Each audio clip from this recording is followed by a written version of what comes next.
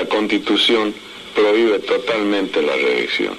Y en caso de que se reforme la Constitución, no es Carlos Menem el que va a decidir sobre este aspecto, sino que va a ser el pueblo argentino.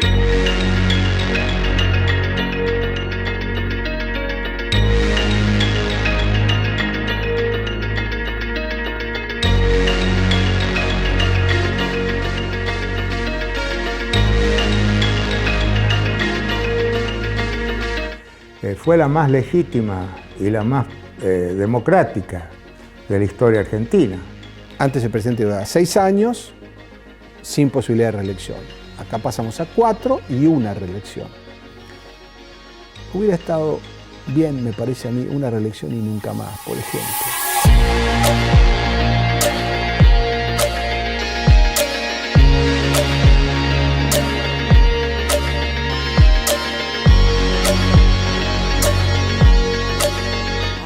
Reforma se llega sí o sí a través de un pacto entre los dos actores principales de aquel momento, de los partidos políticos, el doctor Raúl Alfonsín y el doctor Menem. La Asamblea reflejaba con absoluta precisión la diversidad de la Argentina. Y lo notable es que en esa diversidad fue posible una sanción de una Constitución por unanimidad, hecho notable en la historia argentina.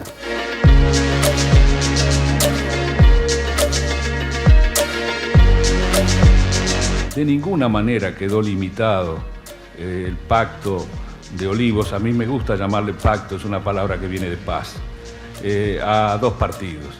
Por el contrario, hubiera sido mucho mejor, desde luego, encontrar aquiescencia también en otros sectores que no la dieron y que tienen todo el derecho a comportarse como quieran. Como había desconfianza entre las dos fuerzas, la forma de cerrar el pacto y que ese pacto no se violara era a través de esa cláusula cerrojo que decía que o se votaba todo o no se votaba nada.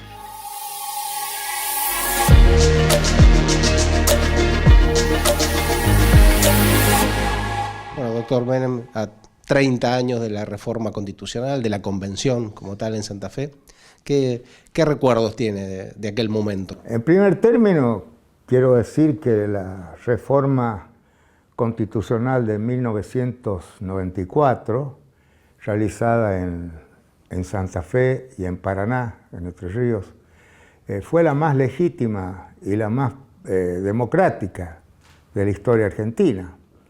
Legítima porque se siguieron todos los pasos que marca la Constitución para poder reformarla, ¿no? Fue producto de un acuerdo, fue producto del consenso entre las dos principales fuerzas políticas del país. No fue fácil llegar al acuerdo.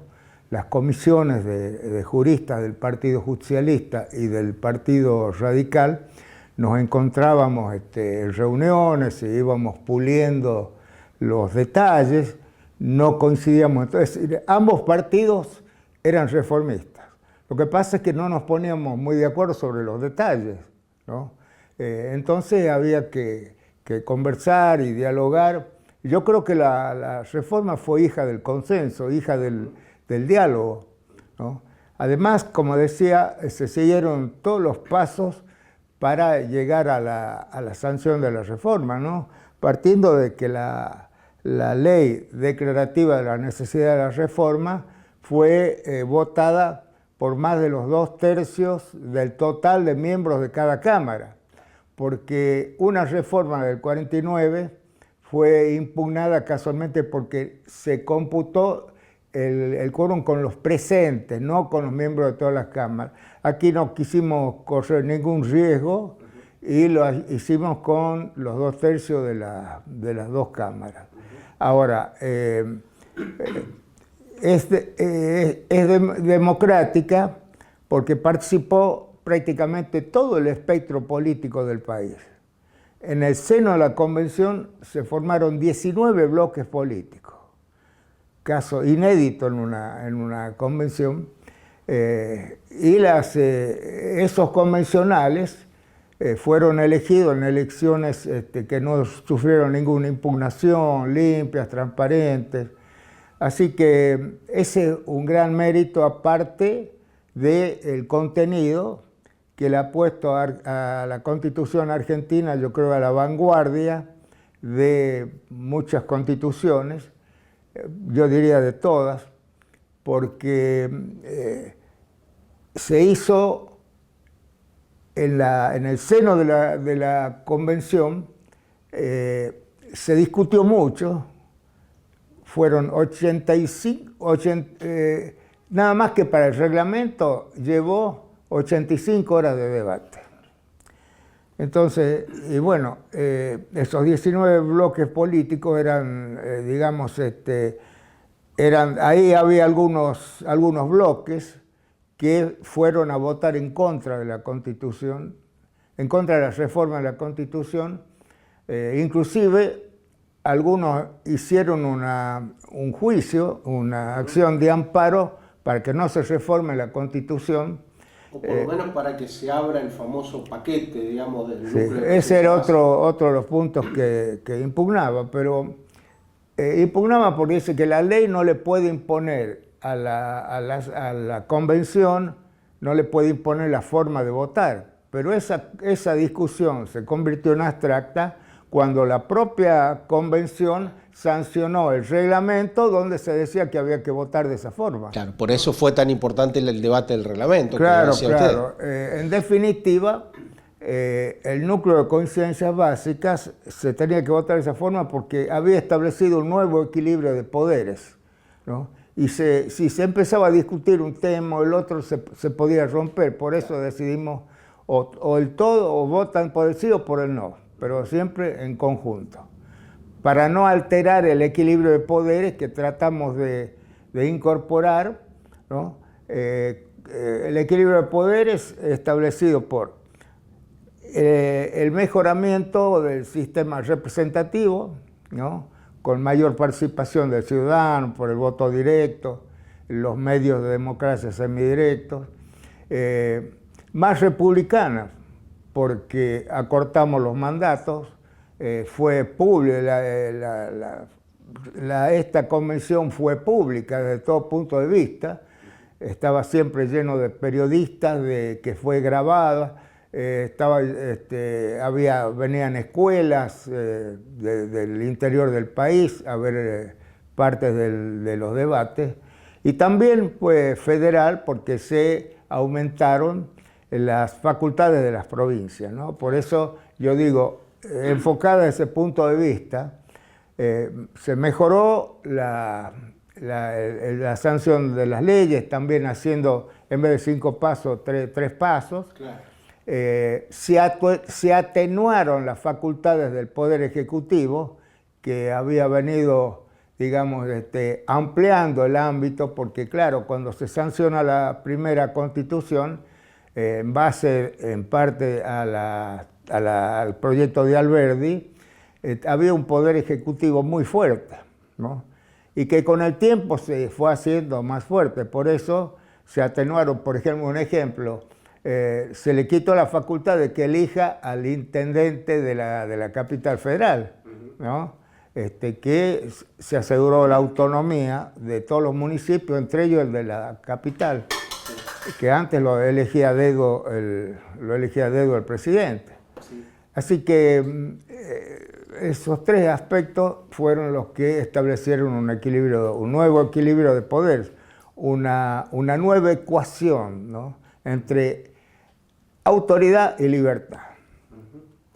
Y bueno, muchas cuestiones como las que mencionaba usted, que hoy se han naturalizado, uno piensa que siempre hubiese sido así, la elección directa del presidente, sí, la elección de los senadores, sí, pero que en aquel momento por ahí no se advertía desde el público, digo, la importancia, estaba todo muy cerrado en que sí, si la reelección sí o no, que si el pacto sí o no, pero sí, había mucho más.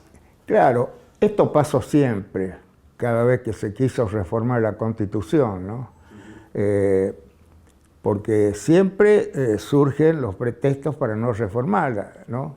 Desde decir, no es oportuno hacerla en este momento, eso lo dijo el presidente de la Convención Zuviría en 1853. Él estaba en contra de la sanción de la Constitución, no solo en contra de la reforma. Pero al último terminó aceptando y jurando, ¿no? Otra dificultad, bueno, dificultad por ahí que la solucionamos fue que la ley de convocatoria decía que se tenía que reunir la convención en Santa Fe y en Entre Ríos. Claro. Nunca antes había surgido la posibilidad de hacerla en 2 ciudades. Bueno, hicieron un lobby fuerte, seguro, los entrerrianos para que pueda figurar.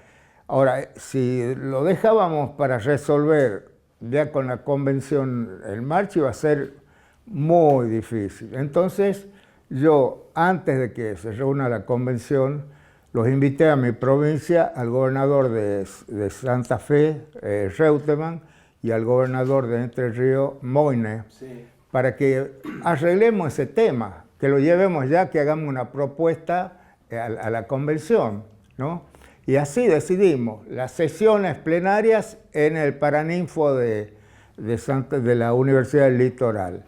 La sesión inaugural y la de cierre y el juramento en Entre Ríos, las autoridades en Santa Fe, ¿no? Y las comisiones se repartían en una y otra provincia.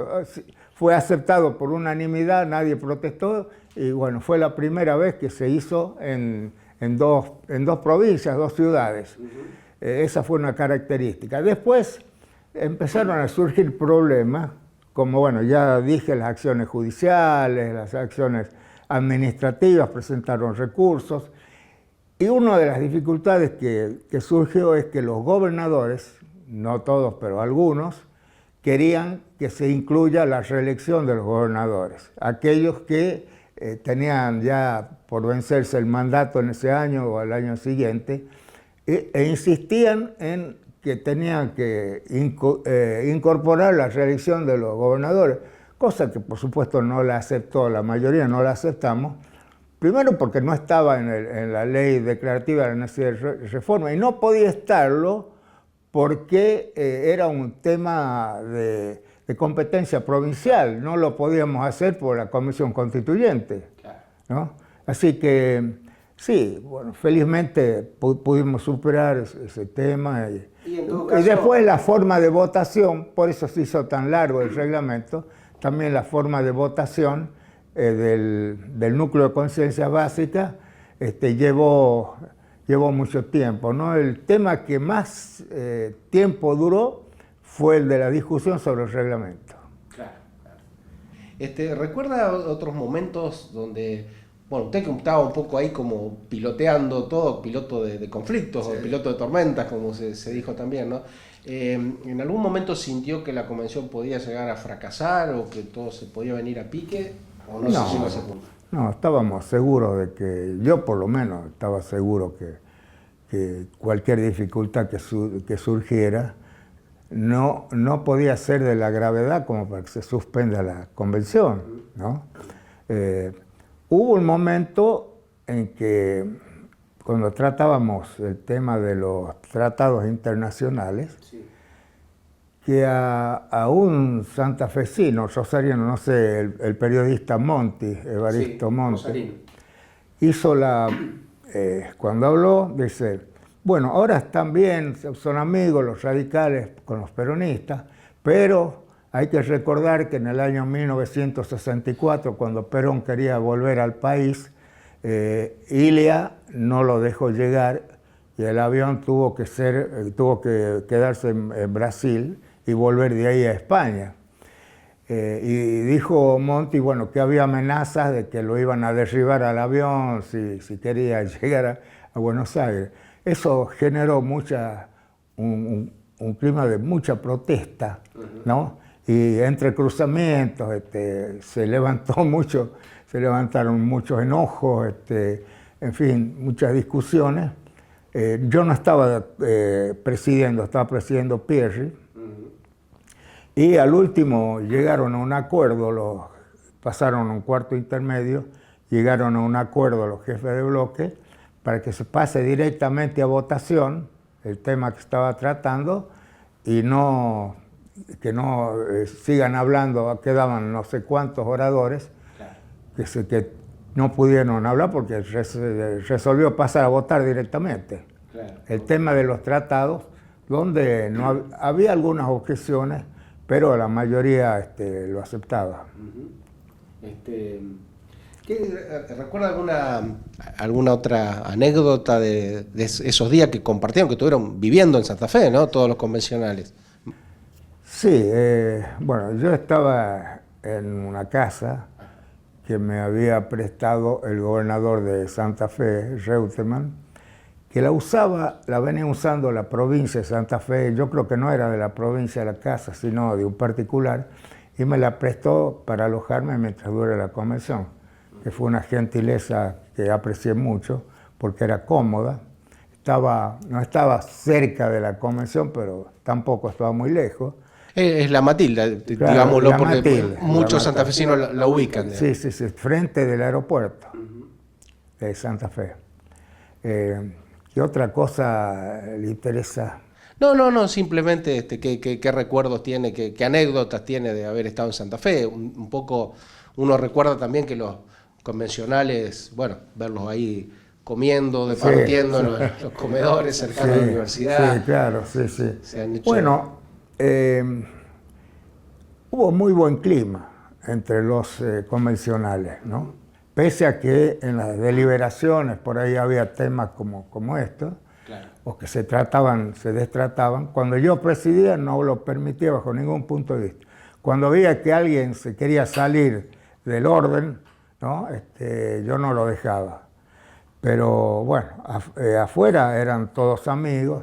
Me acuerdo que íbamos a comer, uno de los lugares donde íbamos a comer era de los Midachi. Ajá. Un restaurante que tenían los Midachi, y en un momento atendía uno de ellos. ¿Torre del Cel puede ser? Del Cel, sí. Del Cel. Era muy... Fue gobernador después. Sí, claro, sí. Él es el que nos atendía en el restaurante. Bueno, después había varios, por supuesto, a la vuelta, y los que algunos convencionales paraban en Entre Ríos, claro, en Paraná. Así que, bueno, pero la convivencia era muy buena. Y al último, cuando terminamos, fue un acto muy emotivo, todos nos abrazábamos. Ahí primero cuando se aprobó, fue el único acto constitucional que se aprobó por unanimidad. Lo juraron todos. En cambio, la del 49 terminó, digamos, con retiros masivos. Y después fue anulada por un bando militar. Y la del 57 fue convocada por un gobierno de facto, ¿no? Asumiendo el poder constituyente, cosa que era irregular.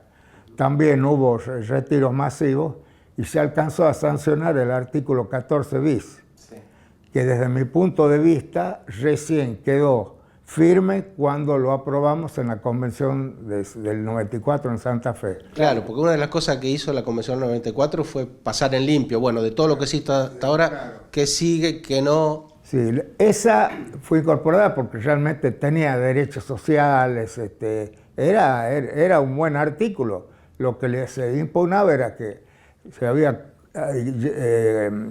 había convocado a una convención constituyente por parte de un poder de facto, el poder militar, ¿no?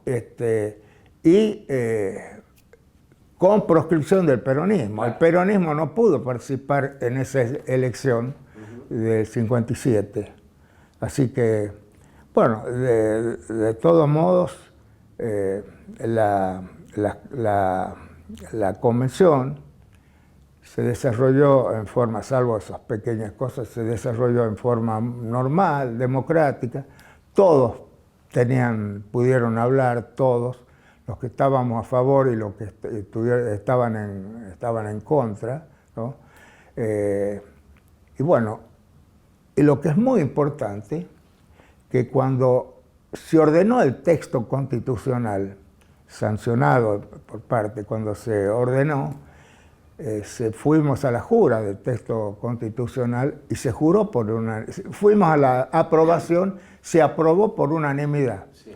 Inclusive votados por los que iban a reprobar la reforma, ¿no? Sí. Ese fue el único caso, porque en las convenciones anteriores, no solo la que le dije, del 49 y del 57, en algunas convenciones anteriores se iban los convencionales, ¿no? Acá una cuestión como de aceptar las reglas del juego. Bueno, yo me opuse, claro, pero perdí. Por eso lo que quiero resaltar es que ahí funcionó el principio de la democracia, que es el predominio de la mayoría, ¿no? De la mayoría tomada racionalmente, no una democracia de números. Ellos aceptaron, pese a estar en contra, y la votaron porque era la decisión de la mayoría. Ese fue un gran mensaje para, digamos, para la ciudadanía, ¿no? Porque hay que destacar también que más allá de que ya estuviese cerrado el núcleo de coincidencias básicas y demás, se abrió el debate sobre todos los temas. No fue decir, bueno, esto se vota por... No, además, el artículo 2 de la ley 24.309, que era de la necesidad de la reforma, habilitó una serie de temas que se podían tratar en el artículo 3 de la ley, ¿no? Y se podían tratar muchos otros temas como se trataron. Y en el curso de la convención hubo peticiones de que se incluya la prohibición del aborto. Ahí esa discusión fue transversal, porque había de partidos que estaban a favor y en contra y lo mismo. Yo siempre dije, no se puede votar porque no está en el temario que tenía la Convención Constituyente. Pero bueno, trataron de que se sancione cuando estábamos tratando los tratados internacionales, ¿no? No, primero cuando tratamos el artículo referido al medio ambiente, que está en el artículo 41 de la Constitución, porque hacían este razonamiento. El medio ambiente tenemos que cuidarlo todo, pero ¿para quién? Para el hombre. ¿Y el hombre desde cuándo? Y ahí surgía, desde el nacimiento, desde la concepción, otros no, desde el nacimiento, bueno, ahí se planteó.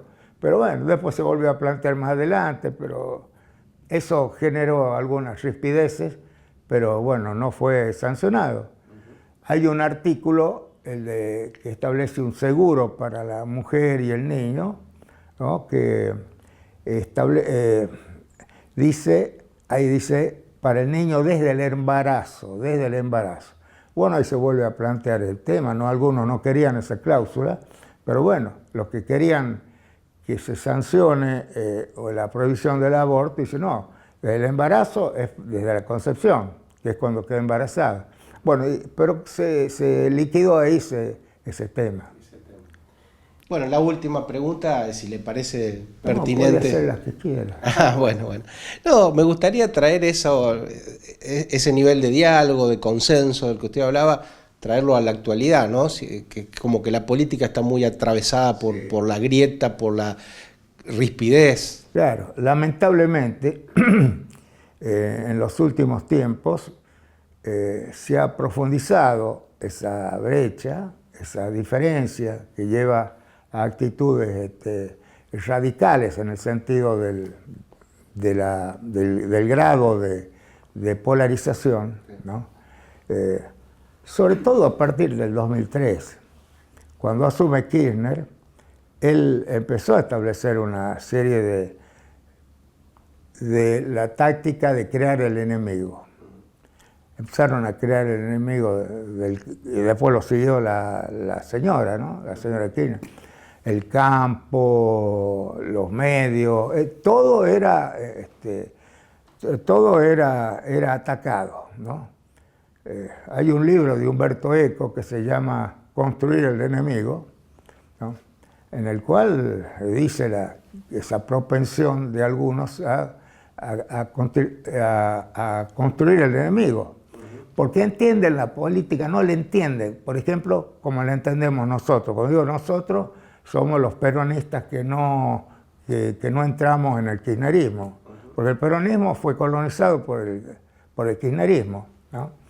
Entonces, nosotros pensamos, y lo pensaba también el presidente Menem, que la política no es para crear conflictos.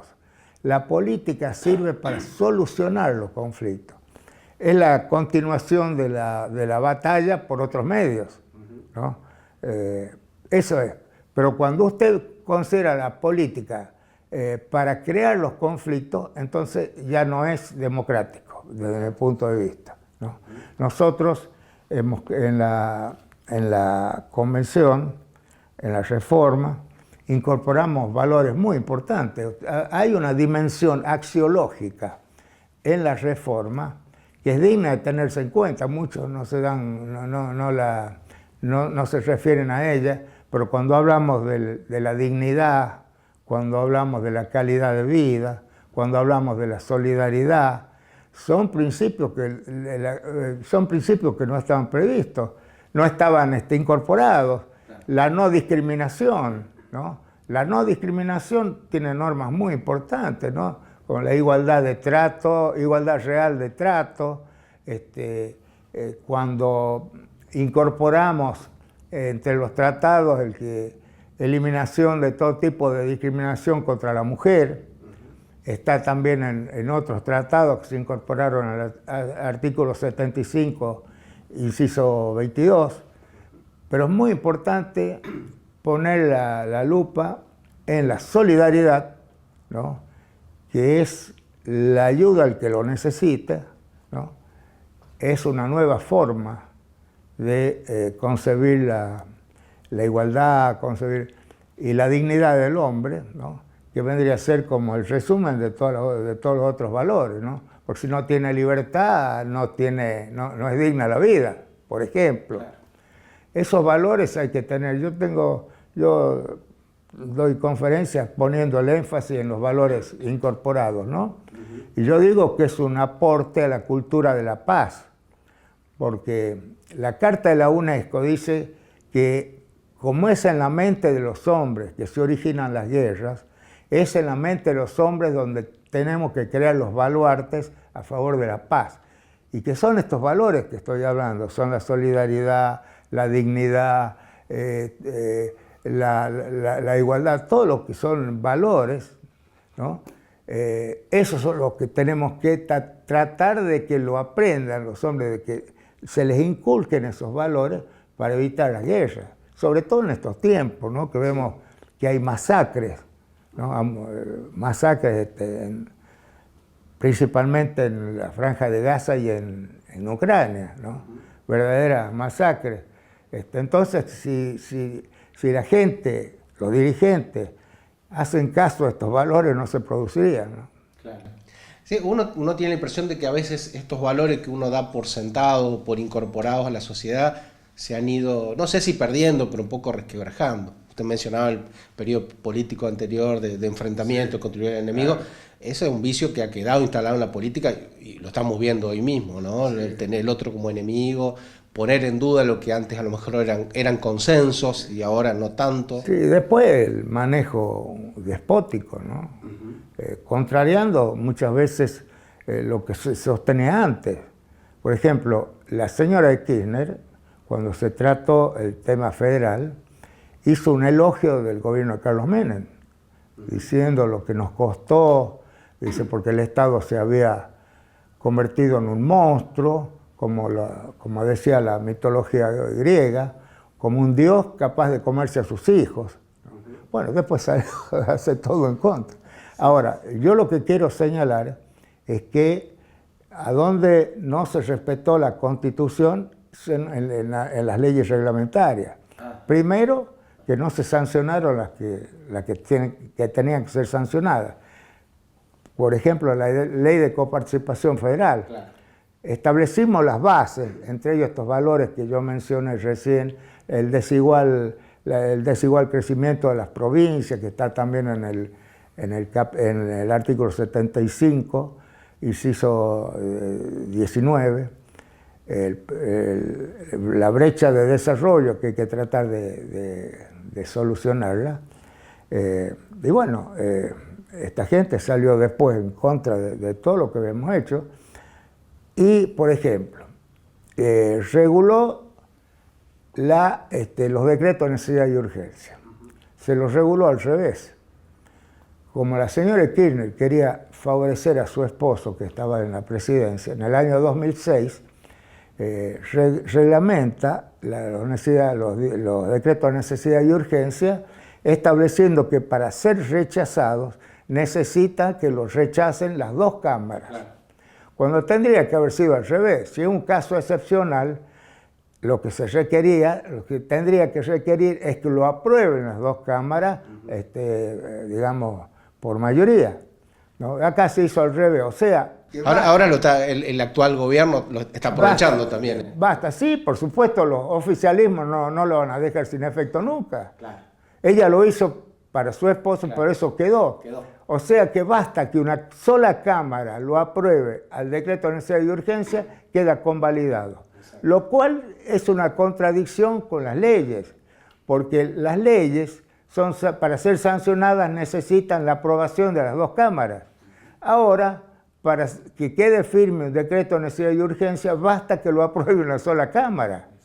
Y mientras no lo aprueba, están en vigencia, contrariando también el artículo 82 de la Constitución, que está en contra de la sanción ficta de las leyes y con mayor razón de los decretos de necesidad y urgencia, ¿no? Así que eso es un tema. Después no se han reglamentado muchos temas sobre las tierras de los aborígenes, en fin. Sobre el jefe de gabinete también tendría que haber otra reglamentación. Claro. Quedó un poco a dos aguas. Claro. Figura, ¿no? Además, por ejemplo, incorporamos le dimos jerarquía constitucional al defensor del pueblo, ¿no? Que fue un proyecto mío, primero de ley, acá en el Senado, fue aprobado en el año 93, y bueno, estuvo funcionando muy bien, 7, 8 años, hasta el año 99, hasta el 2009. Ajá. Y después lo dejaron vacante, se renunció, se terminó el mandato del defensor del pueblo, también el de los subsecretarios, ¿no? El de los dos auxiliares, y no tenemos defensor del pueblo. Lo que conspira también contra la realización de la consulta popular, porque en la consulta popular se requiere que las firmas sean, digamos, verificadas por el defensor del pueblo. Entonces no podría haber una consulta popular de esa magnitud. O sea que, bueno, después, los cargos de jueces que no se cubren, la vacante que hay en la Procuración General, que tampoco se cubre, la vacante de la Suprema Corte de Justicia, ¿no? Que creo que ya mandaron el pliego, pero ¿hace cuánto? Sí. Debe hacer 2 o 3 años que está vacante. Sí, sí. Siendo que son 5 y están, digamos, conduciendo al Poder Judicial 4 miembros, lo cual es peligroso, porque hay decisiones muy importantes que requieren que haya más jueces que, digamos, confirmen o no lo que se está tratando, ¿no? Pero ¿qué pasó? La señora Kirchner bajó de 9 a 5 el número de convencionales constituyentes, porque decía que 9 era mucho. Bueno, lo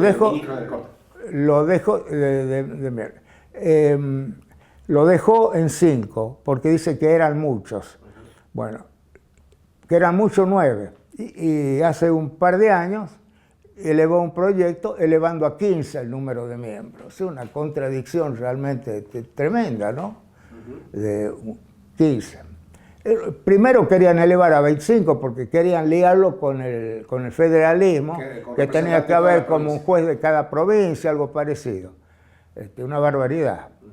Bueno, quedó en 5, pero hay un cargo vacante. Está en trámite que se cubra. La cobertura de esa vacante, sí. Y de la que se está por producir, con convencional constituyente, el doctor Maqueda, ¿no? Claro, y el procurador, el gobierno anterior propuso un procurador, la propuso Alberto Fernández, Pero como no le gustaba a la señora Kirchner, no le dieron el acuerdo, ni siquiera lo trataron. Bueno, ahora sí la última. ¿Hay algo que le parezca que se pudo haber hecho diferente en la convención, que después se quedó pensando por qué no hicimos esto? Sí, hay cosas, vea. Yo como presidente me hice el propósito de que terminemos la convención dentro de los 90 días que nos marcó la ley, ¿no? Porque hubo algunas convenciones que pedían prórroga, no, yo fui con la convicción esa. Lo que no se pueda sancionar a los 90 días, mala suerte, ¿no? Bueno, quedó afuera el Consejo Económico y Social, que hubiera sido bueno, pero ya no teníamos tiempo. Y algunas normas que se sancionaron al último, también por ese apuro, por ahí faltaba alguna cosa, pero bueno, salió todo bien. Otra cosa que pueda faltar, no. Yo digo que ahora se trata de cumplir con la Constitución, no pensar en reformas como piensan algunos. La Constitución es moderna, es una Constitución garantista desde el punto de vista que protege los derechos del hombre, ¿no? Es una reforma que elimina las discriminaciones, da garantías, por eso digo garantista, como por ejemplo la acción de amparo, que antes estaba establecida por una ley y que se le incorporó con la reforma, ¿no? Y donde quedó claro que el amparo puede también presentarse cuando la privación, por ejemplo en el caso del habeas corpus, la privación de la libertad es de un particular, la produce un particular. Cuando tratamos nosotros el habeas corpus en el Senado, que era un proyecto de la Rúa, yo dije que teníamos que incluir las acciones de los privados, que significaran una pérdida de la libertad o una disminución de la libertad. Y bueno, no estuvieron de acuerdo el bloque radical con De la Rúa, y felizmente lo pudimos incorporar en la reforma del 94, ¿no? El caso que alguien puso de ejemplo, alguien va a un hospital, a un sanatorio, está enfermo, ya tiene que salir, y el sanatorio, como no paga, no lo deja salir, lo deja ahí. Es una restricción hecha por un particular. Claro. Es el ejemplo típico que se puede poner. Bueno, después, ya que estamos en el Día del Periodista, hay que recordar que la Constitución, la reforma del 94, incorporó en el artículo 43 el secreto de las fuentes de información periodística, sí, cosa que es un avance extraordinario, ¿no? Sí. Esa ha sido una gran conquista. Además, yo digo,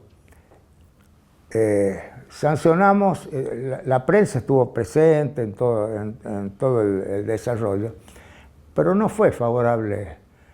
Había muchas críticas, ¿no? Había muchas críticas del periodismo, ¿no? Hasta inventaron que que iba a ir un barco del amor, que yo creo que todavía está más. Sí, alguien la llamó la convención prostituyente, y algunos diarios, en especial La Razón, La Nación, también estaban muy en contra, ¿no? Había artículos muy fuertes en contra de la reforma, ¿no?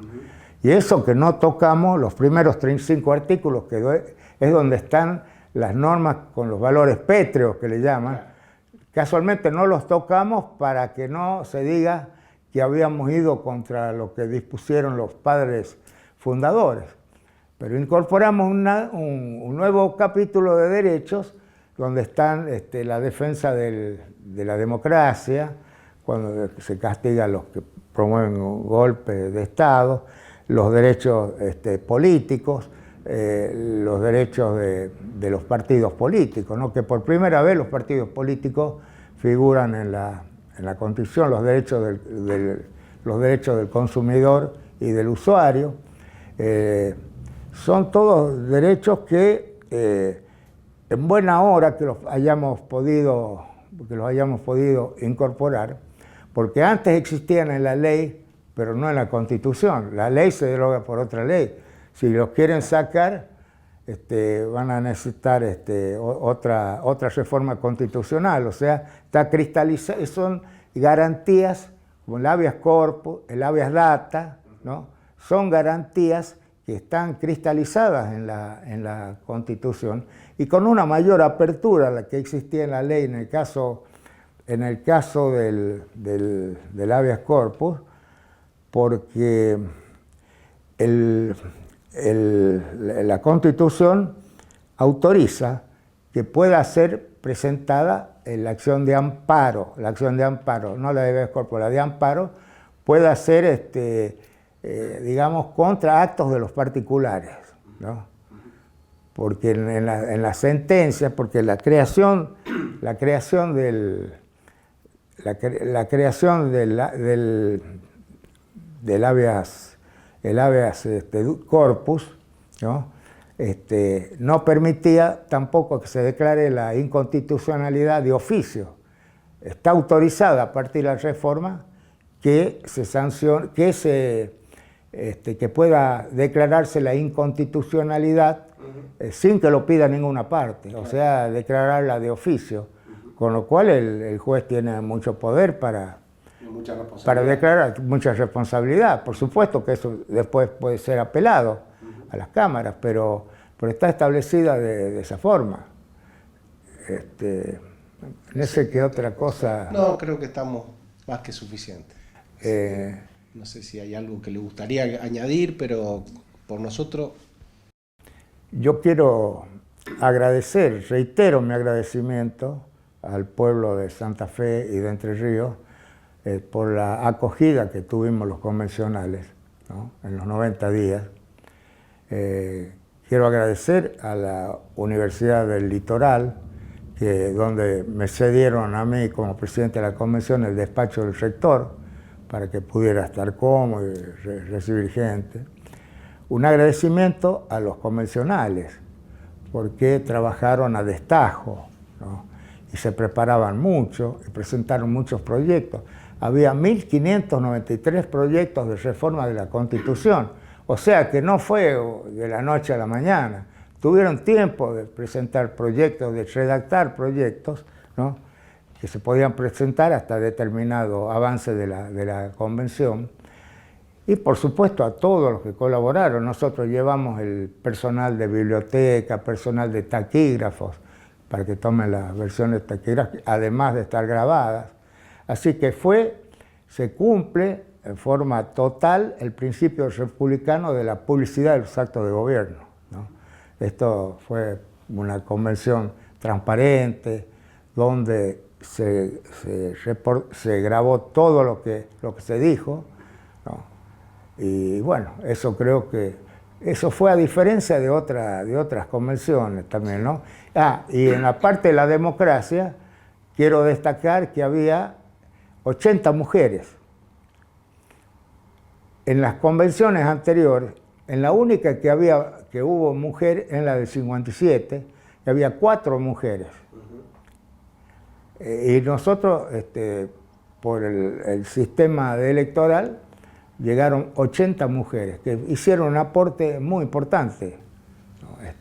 Así que la representación también se dio a nivel de género. A nivel de género. Y después había una masa crítica muy importante, había 10 gobernadores, 10 senadores, 20 o 30 diputados, había intendentes de provincias, después había de todo un poco, había ama de casa, había un director de cine, había un expresidente de la nación, había gente de las empresas, ¿no?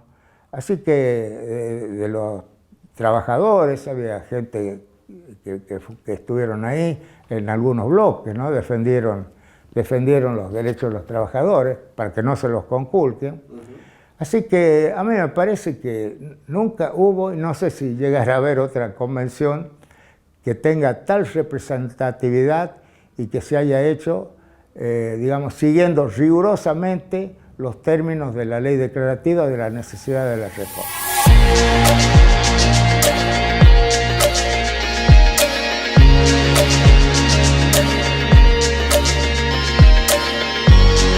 la Santa Fe de aquellos años radicaba en la esperanza de un futuro mejor y más inclusivo, donde cada ciudadano pudiera ver garantizados sus derechos y donde la justicia y la equidad fueran los pilares del nuevo orden constitucional.